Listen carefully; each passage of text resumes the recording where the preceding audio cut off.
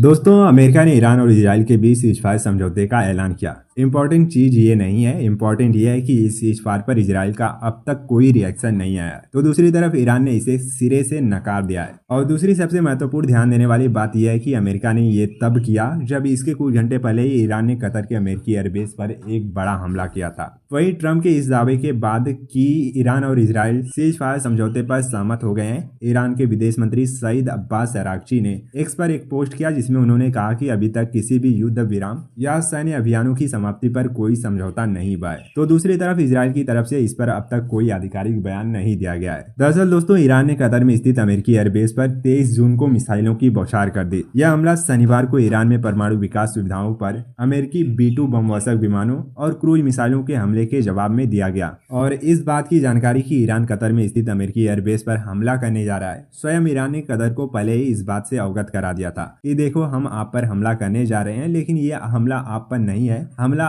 हम आपके देश में स्थित अमेरिकी एयरबेस पर कर रहे हैं, आपको किसी तरह का नुकसान नहीं पहुंचेगा। ईरान के अमेरिकी एयरबेस पर हमले के बाद अमेरिकी प्रेसिडेंट डोनाल्ड ट्रंप की प्रतिक्रिया भी सामने आती है। डोनाल्ड ट्रंप एक पोस्ट में कहते हैं कि ईरान ने अमेरिकी अधिकारियों को हमलों की अग्रिम सूचना दे दी थी।